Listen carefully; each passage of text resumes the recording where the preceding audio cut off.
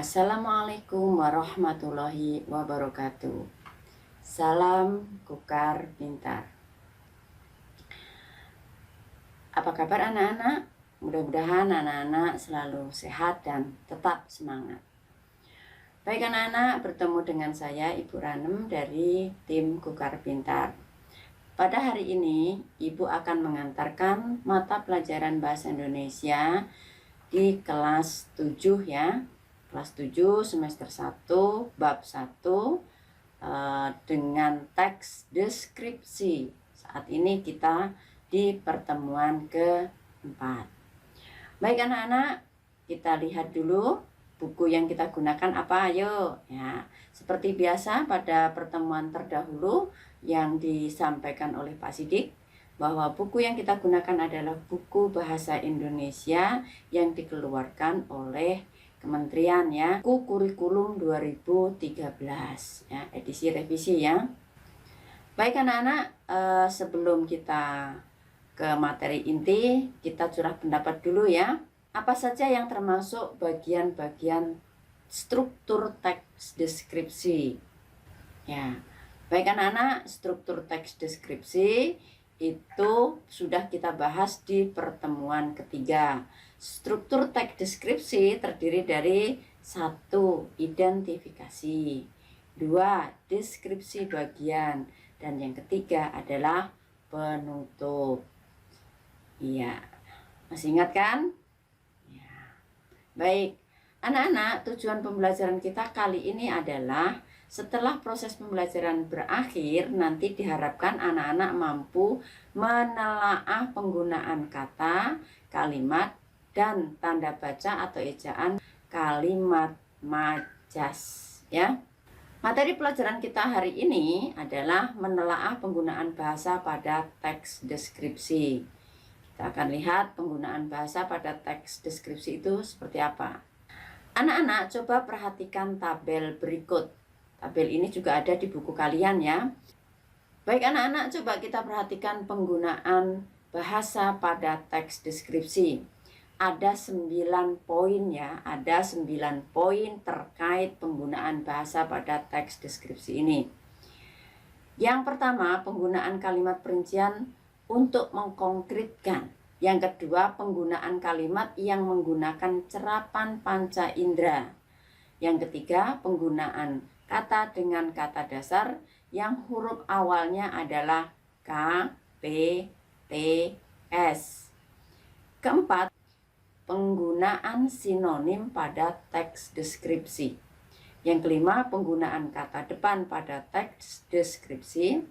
Penggunaan kata depan pada teks deskripsi. Yang keenam, penggunaan kata khusus. Yang ketujuh, penggunaan kata dengan huruf kapital. Yang kedelapan, penggunaan kalimat majas. Dan yang kesembilan, penggunaan pilihan kata yang bervariasi. Baik anak-anak, kita lihat penggunaan bahasa dalam teks deskripsi ya. Yang pertama, penggunaan kalimat perincian untuk mengkonkretkan ya. Kalimat yang masih umum dikhususkan agar menjadi jelas maksudnya. Contoh, perhatikan tabel berikut ya. Ada kalimat, ibuku orang yang sangat baik. Nah, kalimat ini ketika dirinci dalam kalimat perincian untuk menjelaskan, maka akan kita dapatkan dia berusaha menolong semua orang. Dia itu siapa? Ibuku gitu ya.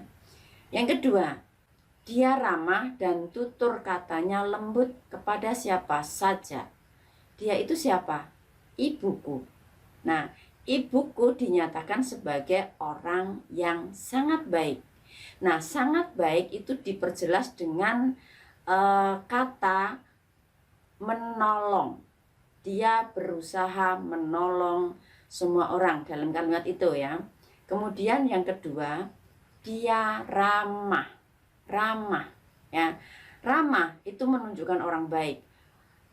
Berusaha menolong itu juga menunjukkan orang baik. Artinya sangat baik, ibuku orang yang sangat baik. Sangat baik itu diperjelas dengan kalimat yang lain. Ini namanya penggunaan kalimat perincian untuk mengkonkretkan, ya. Kita lihat selanjutnya. Penggunaan kalimat yang menggunakan cerapan panca indera. Kalimat yang kesan panca indera seolah melihat, mendengar, merasakan, dan lain-lain. Coba kita perhatikan tabel berikut. Yang pertama itu seolah-olah kita melihat. Kita lihat kalimatnya. Pantai panjang dengan pasir putih. Pantai bisa kita lihat kan? Pasir putih juga bisa kita lihat. Kemudian yang kedua, ada seolah mendengar. Dalam kalimat atau dalam kata-kata, debur ombak pantai terdengar berirama. Kalau kita di pinggir pantai, mendengar debur ombak, ya, ombak itu seolah berirama, terdengar seolah berirama, ya. Kemudian yang ketiga, seolah kita merasakan. Udara sangat terasa segar. Udara sangat terasa segar. Segarnya udara bisa kita rasakan. Nah, ini penggunaan kalimat yang menggunakan cerapan panca indera. Artinya panca indera kita itu berfungsi untuk mengidentifikasi kalimat-kalimat sehingga seolah-olah bisa dilihat atau kita lihat, seolah-olah kita bisa mendengar, dan seolah-olah kita bisa merasakan walaupun mungkin kita tidak ada berada di situ. Kemudian yang ketiga, penggunaan kata berimbuhan dengan kata dasar berhuruf awal K, P, T, S, ya. Coba perhatikan. Awalan me nasal. N besar itu nasal, ya. Bila bertemu dengan kata dasar huruf awalnya P, misalnya pesona, maka akan menjadi memesona. Nah, telaah penulisannya seperti apa? Huruf P luluh menjadi M, ya. Pesona menjadi memesona. P-nya berubah menjadi M. Kemudian menasal, ya. Bila bertemu kata dasar yang berhuruf awal T, misalnya ada pada kata tatar, menjadi menatar, bukan metatar, ya, tapi menatar. Di sini telaah penulisannya huruf T luluh menjadi N. Nah, kita lihat contoh yang ketiga. Bila bertemu dengan kata dasar yang huruf awalnya S, misalnya 1, maka akan menjadi NY, ya. S-nya berubah menjadi NY, menjadi menyatu, bukan mesatu, ya. Huruf S luluh menjadi Y, ya. Kemudian menasal bila bertemu dengan kata dasar yang huruf awalnya K, misalnya kuat, maka akan menjadi menguat, bukan mekuat, ya. Huruf K luluh menjadi G. Begitu juga kalau ada imbuhan gabung, misalnya imbuhan me-i. Menasal nanti itu di awalan, kemudian ada akhiran i, menempel pada kata misalnya prakarsa, maka akan menjadi memprakarsai. Nah, apa bedanya dengan yang di depan, yang 4 tadi, yang memesona, menatar, menyapu, dan menguat? Mengapa ini menjadi memprakarsai?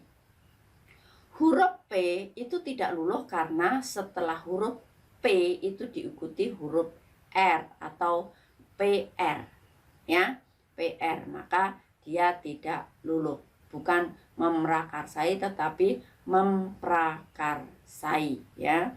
Nah, berarti KPTS itu mengawali kata ya yang kemudian disusul dengan huruf hidup atau vokal ya. Paham ya anak-anak? Ya. Baik, kita lanjutkan 4 penggunaan sinonim pada teks deskripsi. Penggunaan kata yang berbeda dengan arti yang sama pada teks deskripsi. Contoh, perhatikan tabel berikut. Ada kata indah. Indah itu bersinonim dengan kata elok, permeh, molek. Kemudian ada kata mengherankan, itu bersinonim dengan kata mengagumkan, memukau, fantastis. Ya. Kemudian yang kelima, penggunaan kata depan pada teks deskripsi. Ya. Kita lihat, penggunaan kata depan harus ditulis terpisah dari kata yang mengikutinya. Ingat, ditulis terpisah. Ya. Kita lihat contohnya di dalam kalimat lapangan sepak bola di area sekolah. Area sekolah itu menyatakan tempat, maka di dan area sekolah itu harus dipisah. Di dan area itu dipisah. Contoh yang kedua, dari ya, saya dari kantin. Dari kantin itu menyatakan tempat, maka kantin itu menyatakan tempat. Dari adalah kata depan, maka dari kantin penulisannya harus dipisah ya. Misalnya ada kata ke ya, ke kantin, dari kantin, ke sekolah, dari sekolah. Nah, itu kata-kata kantin, kata sekolah itu menyatakan tempat, maka ketika digabung dengan kata depan, maka penulisannya harus dipisah. Baik, kita lanjutkan ke nomor 6, penggunaan kata khusus. Kata khusus ini merupakan kata yang ruang lingkup cakupannya lebih sempit, jadi mengkhusus lebih sempit ya. Contoh ya, ketika kita bicara kata khusus, maka gandengannya atau pasangannya adalah kata umum ya. Jadi ada kata khusus, ada kata umum. Misalnya pada kata umum kita mengenal hewan peliharaan, maka kata khususnya bisa anjing, kucing, burung. Mengapa bisa demikian? Karena kata-kata anjing, kucing, burung, binatang itu merupakan kelompok dari hewan peliharaan. Begitu juga dengan kata melihat. Melihat ya, itu secara umum. Secara khususnya bisa menonton, menyaksikan, memandang, mengamati, atau apalagi misalnya memelototi, melotot misalnya begitu ya, mengintip, itu juga bagian dari melihat. Selanjutnya nomor 7, penggunaan kata dengan huruf kapital. Ya, kita lihat ya. Yang termasuk kata yang huruf awalnya harus ditulis dengan huruf kapital adalah nama tempat pada wilayah geografis, kemudian nama orang, judul teks, kata di awal kalimat, dan lain-lain. Contoh yang menyatakan tempat atau wilayah ada Parangtritis, Senggigi, Lombok, dan lain-lain. Ini kan nama tempatnya. Kemudian di awal paragraf misalnya, upacara bendera di lapangan bla bla bla bla begitu ya. Itu di awal awal kalimat, juga awal paragraf misalnya. Kemudian penggunaan kalimat majas ya. Majas adalah gaya bahasa yang digunakan penulis untuk menyampaikan sebuah pesan secara imajinatif atau kias. Ya, contohnya kita lihat ya. Kalimat bermajas. Angin laut mengelus wajah. Kok bisa ya angin laut mengelus wajah? Apa artinya? Ya, artinya angin laut berhembus mengenai wajah orang. Misalnya ibu duduk di tepi pantai. Itu kan anginnya ada ya. Angin kan kadang menerpa ke wajah ibu. Nah, di sini mungkin lembut pas anginnya semilir ya, menerpa wajah, di situ dikatakan mengelus wajah. Nah, ini artinya anginnya itu berhembus mengenai wajah orang yang ada di sekitar pantai itu ya. Itu namanya penggunaan majas atau gaya bahasa. Kemudian yang 9, penggunaan pilihan kata atau diksi yang bervariasi. Penggunaan pilihan kata yang segar dengan macam-macam kata yang banyak. Kita lihat penggunaan kata indah, elok, permai, molek. Nah, ini kan kata-kata sebetulnya artinya seperti tadi sinonim ya, tetapi nanti dipilih mana yang sesuai. Pantai indah nan permai ya. Ada indah, ada permai, menguatkan, saling menguatkan. Jadi pilihan kata yang segar dengan macam-macam kata yang banyak gitu ya. Kegiatan selanjutnya anak-anak akan mengerjakan LKPD yang sudah Ibu sediakan. LKPD 1.7. Coba perhatikan ya LKPD-nya ya. Carilah kalimat dalam teks deskripsi yang menggunakan huruf kapital secara benar dan salah. Ya, tuliskan pada tabel berikut. Berarti di dalam teks itu anak-anak harus mencermati huruf-huruf kapital yang ada pada kata-kata. Ya, apakah penggunaan huruf kapital itu benar atau salah? Masukkan ke dalam kolom yang sudah disediakan. Misalnya penggunaan huruf kapital. Pantai Senggigi terletak di Provinsi Nusa Tenggara Barat. Jawabannya benar. Alasannya penggunaan huruf kapital tepat karena digunakan pada awal kalimat dan penggunaan unsur nama geografis. Yang dimaksud awal kalimat yang mana? Pantai.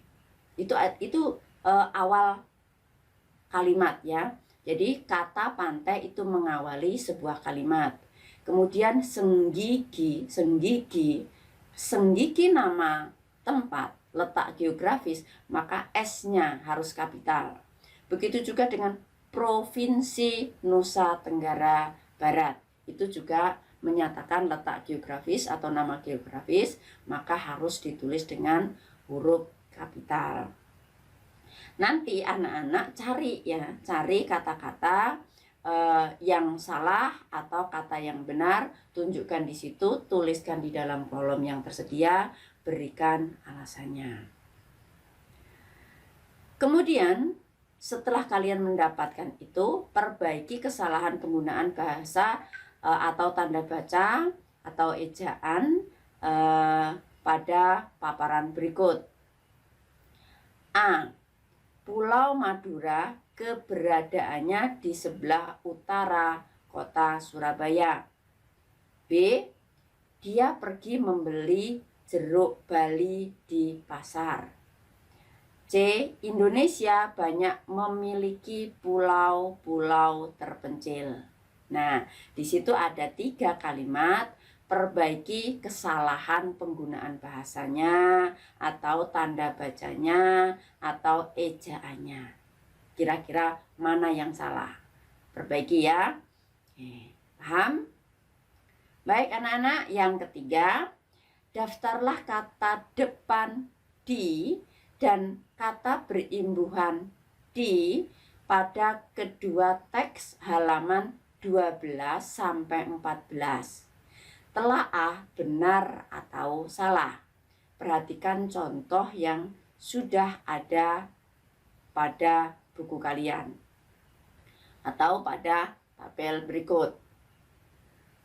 Misalnya kata depan, di pantai. Ya. Kata berimbuhannya dipentaskan. Nah, di pantai benar penulisannya. Salah. Karena benar maka dicentang yang benar. Nanti kalau ada yang salah berarti yang dicentang adalah yang salah, gitu. Ya. Jadi dicari kata perbedaannya benar atau salah, ya. Di pantai, pantai menyatakan tempat, maka penulisan di harus dipisah. Kemudian dipentaskan itu tidak menyatakan tempat, tetapi menyatakan kerja, ya. Berarti awalan, ya. Di sini awalan, ya. Maka awalan di harus ditulis serangkai, gitu ya. Baik anak-anak, itulah tugas yang harus kalian selesaikan. Ada 3 tugas ya. Terkait penggunaan kaidah kebahasaan pada teks deskripsi. Setelah kalian selesaikan tugas itu, buatlah mind mapping sesuai dengan kreativitas anak-anak. Baik anak-anak, pertemuan kita Ibu rasa cukup ya. Terima kasih atas perhatian anak-anak. Kita akan berjumpa pada pembelajaran selanjutnya dengan materi lanjutan dari materi saat ini, masih di teks deskripsi ya. Masih di teks deskripsi.